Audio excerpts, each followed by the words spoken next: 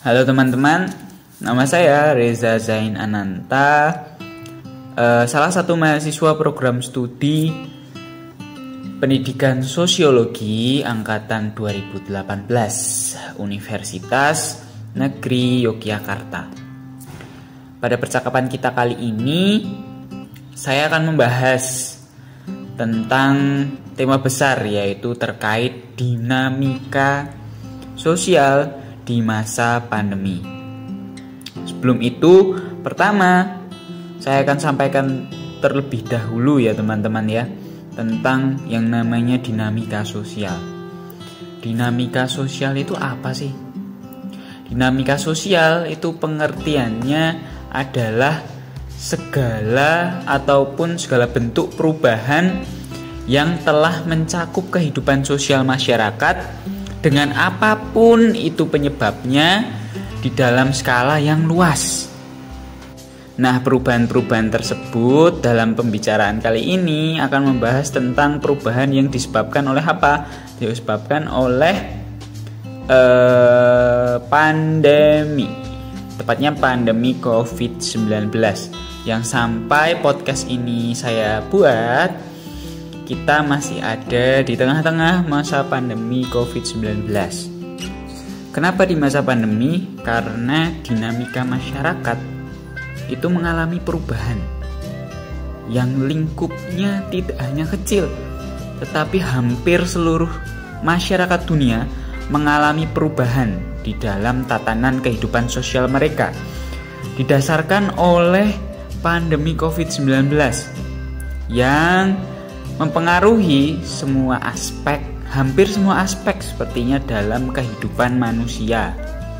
Mulai dari aspek contohnya seperti aspek pendidikan, aspek ekonomi, aspek sosial, dan kegiatan-kegiatan manusia itu semua terhambat ataupun terkekang oleh adanya pandemi COVID-19.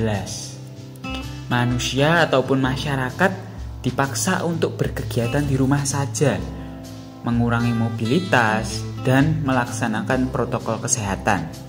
Dalam hal ini berdampak sangat besar pada seluruh aktivitas manusia. Kita jadi tidak dapat bertemu secara langsung dalam berkegiatan, seperti seumpamanya kita beraktivitas, ada satu kegiatan rapat tidak bisa dilakukan secara langsung, melainkan rapat sekarang berpindah melalui media yang namanya internet, melalui media yang namanya platform yang menyediakan layanan untuk rapat secara online. Kita juga tidak dapat melaksanakan kegiatan seperti berdagang secara langsung. Bisa, tetapi harus melaksanakan protokol kesehatan yang ketat. Banyak pedagang ataupun penyedia layanan jasa itu mengalihkan cara mereka untuk berdagang melalui internet yang sebelumnya mereka lakukan secara langsung, ataupun bahasa kerennya ataupun bahasa gaulnya itu adalah perdagangan online, entah itu barang ataupun jasa. Mungkin kita bahas satu-satu ya, lebih baiknya satu poin per poin. Kita bahas dari perubahan ataupun dinamika dalam aspek pendidikan, khususnya di masa pandemi, teman-teman. Kita ketahui banyak aspek di dalam pendidikan yang terpaksa untuk berhenti di masa pandemi, terutamanya di awal masa pandemi, karena tentunya bidang pendidikan juga perlu beradaptasi atas kondisi di pandemi di awal-awal dulu. Tapi sekarang aspek pendidikan ataupun bidang pendidikan itu sudah mengalami yang namanya dinamika ataupun perubahan atas adaptasi terhadap yang namanya pandemi COVID-19. Seperti teman-teman tahu, pembelajaran yang awalnya berjalan ataupun terlaksana secara langsung, secara tatap muka, masuk kelas dengan guru di hadapan kita, itu berubah menjadi pembelajaran secara daring. Pembelajaran secara daring, pembelajaran dengan media internet ataupun platform penyedia layanan seperti Zoom ataupun Google Meet. Kita dapat bertatap secara maya. Dan pada pembelajaran online itu ataupun pembelajaran online tersebut, kegiatan pembelajaran juga menjadi terhambat dan kurang maksimal dalam pelaksanaannya. Hambatan-hambatan tersebut salah satu contohnya seperti siswa banyak yang tidak memahami pelajaran secara maksimal dan menganggap kegiatan pembelajaran daring itu kurang maksimal karena mereka lebih paham ataupun lebih nyaman jikalau pembelajaran itu dilaksanakan secara tatap muka. Tetapi tentunya tidak hanya bidang pendidikan saja ataupun pemangku kebijakan saja yang harus beradaptasi terhadap masa pandemi, tetapi siswa sebagai seseorang yang mencari ilmu di sekolah itu wajib untuk melakukan adaptasi, seperti cara mereka untuk belajar ataupun motivasi mereka untuk membaca buku itu baiknya untuk ditingkatkan. Karena salah satu juga kekurangan dari pembelajaran online adalah siswa menjadi tidak diamati ataupun diawasi secara langsung oleh guru. Terkait apa? Terkait penguasaan siswa terhadap materi yang disampaikan. Oleh karena itu, siswa diharapkan untuk dapat mandiri menggali lebih banyak terkait materi yang disampaikan oleh guru melalui kelas online yang sudah diadakan. Yang kedua, kita akan bahas tentang perubahan di aspek sosial, di aspek masyarakat. Tentunya ini sangat terlihat ya perubahannya ya, dan sangat terasa. Salah satu contohnya adalah kita dalam beraktivitas ataupun berinteraksi itu menjadi sangat terhambat, dan kita juga diharuskan untuk tetap di rumah saja. Sedangkan manusia itu perlu yang namanya bantuan dari orang lain. Manusia tidak dapat hidup sendiri. Manusia kodratnya itu salah satunya adalah berinteraksi. Tetapi di masa pandemi karena adanya virus COVID-19 ini dan rawannya dan atau masifnya penyebarannya melalui interaksi antar manusia, semua orang menjadi terkekang dalam hasrat mereka untuk berinteraksi. Pada akhirnya manusia berinovasi. Menggunakan apa? Menggunakan yang namanya teknologi juga. Teknologi internet. Manusia berinteraksi melalui platform-platform interaksi seperti WhatsApp, Instagram, Facebook, dan lain sebagainya. Interaksi antar manusia ataupun kehidupan sosial manusia menjadi berpindah dari yang biasanya sekedar ngobrol ataupun memberikan informasi secara langsung itu bisa dilakukan secara santai. Sekarang manusia diwajibkan untuk berinteraksi melalui media online. Dikarenakan jikalau manusia tersebut melaksanakan kegiatan ataupun aktivitas ataupun interaksi dengan manusia lainnya secara langsung, itu resiko penyebaran COVID-19 pun akan meningkat.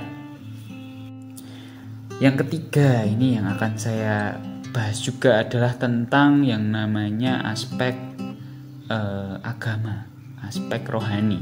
Dalam aspek kerohanian ini sedikit sensitif mungkin untuk teman-teman. Kita ketahui juga dalam aspek kerohanian atau aspek agama di masa pandemi itu juga mengalami hambatan bagi teman-teman kita. Khususnya yang akan saya bahas adalah di agama Islam. Di agama Islam kita menjadi terhambat juga untuk ingin beribadah.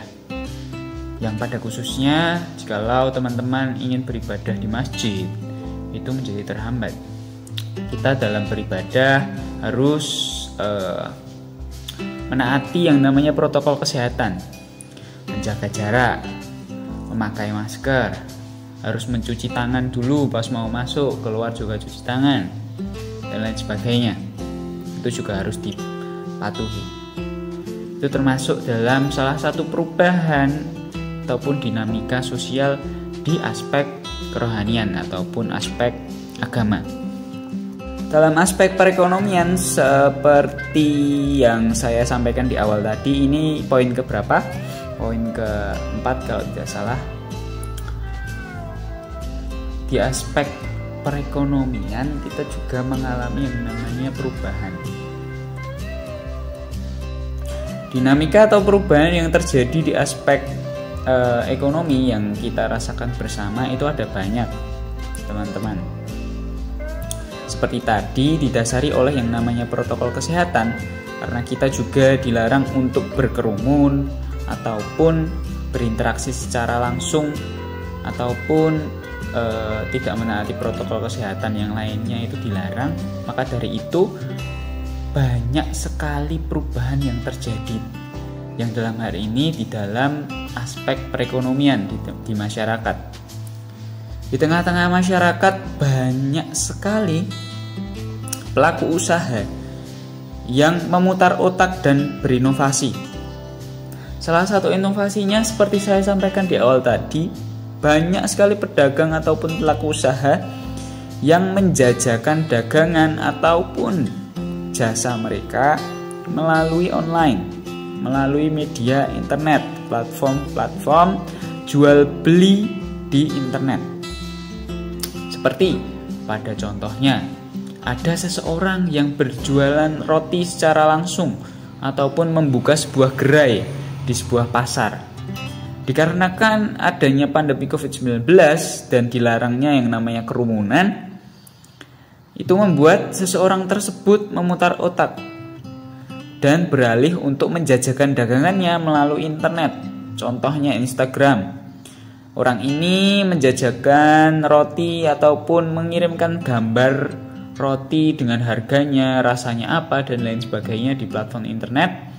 Dan beliau atau orang ini mencantumkan harga dan bagaimana cara memesan roti ini ataupun pengiriman roti ini juga dengan bantuan internet. Itu salah satu contoh dari perubahan ataupun dinamika sosial di aspek ekonomi di masa pandemi COVID-19. Pada intinya menurut saya di aspek perubahan sosial di masa pandemi itu teknologi yang dalam hal ini internet memiliki peran ataupun posisi yang sangatlah krusial untuk membantu manusia tetap melaksanakan aktivitasnya secara normal meskipun tidak dilaksanakan secara langsung. Bukan hanya itu, manusia banyak harus berinovasi, beradaptasi, dan berkreasi untuk dapat tetap melaksanakan juga kegiatan mereka, baik itu mereka berdagang ataupun kegiatan ekonomi, kegiatan bersosial, kegiatan beragama, dan lain sebagainya. Mereka ataupun manusia dituntut untuk banyak berinovasi Tetapi yang perlu diingat, manusia ataupun masyarakat dituntut juga untuk tetap menaati protokol kesehatan yang ada, seperti memakai masker, menjaga jarak, mengurangi mobilitas, dan lain sebagainya. Tetapi berjalannya waktu saat podcast ini dibuat di bulan di bulan November 2021, pandemi mulai turun kurvanya, terutama di Indonesia. Hal ini didasarkan oleh apa? Didasarkan oleh tingginya juga vaksinasi COVID-19 yang mulai digalakkan secara besar-besaran oleh pemerintah. Nah, semakin banyak orang yang divaksin, semakin pula cepat selesai ataupun redanya pandemi COVID-19 ini. Semua aspek di dalam kehidupan manusia mulai berangsur menjadi normal kembali. Seperti contohnya yang sekarang berjalan di bulan November 2021 di aspek pendidikan. Sekolah-sekolah mulai mengadakan yang namanya PTPM, pembelajaran tatap muka. Tetapi tatap muka yang dibatasi. Seperti contoh sistemnya, dibagi 2 kelompok untuk hari Senin. Kelompok A itu setengah dari jumlah murid atau siswa di sekolah. Yang besoknya kelompok B dan lain sebagainya, dan seterusnya. Jadi tetap dibatasi. Yang harus diingat juga dalam berangsur-angsurnya kegiatan masyarakat ini kembali ataupun normal kembali ini, pelaksanaan protokol kesehatan itu tetap nomor 1. Karena meskipun seseorang ataupun masyarakat udah banyak yang divaksin, belum menjamin yang namanya penyebaran COVID-19 ini berhenti. Maka dari itu pelaksanaan protokol kesehatan juga ketat sekali dalam pelaksanaan pembelajaran tatap muka terbatas. Seperti itu teman-teman terkait bahasan kali ini tentang dinamika sosial di masa pandemi. Saya harap secara pribadi dan tentunya teman-teman harap juga masa pandemi segera usai dan kita dapat melaksanakan aktivitas kita di segala aspek di dalam kehidupan secara normal kembali dan berjalan lancar tanpa adanya ketakutan akan virus COVID-19. Tentunya menaati protokol kesehatan, memakai masker, mencuci tangan dengan sabun, mengurangi mobilitas, menjaga jarak dan lain sebagainya harus tetap dipatuhi. Meskipun kita sudah melaksanakan vaksinasi, karena belum tentu vaksin tersebut ataupun orang yang sudah divaksin itu bebas dari virus COVID-19 dan tidak memiliki potensi untuk menyebarkan virus kepada orang lain. Sekian, tetap jaga protokol, jaga kesehatan, jaga imun. Terima kasih. Bye-bye.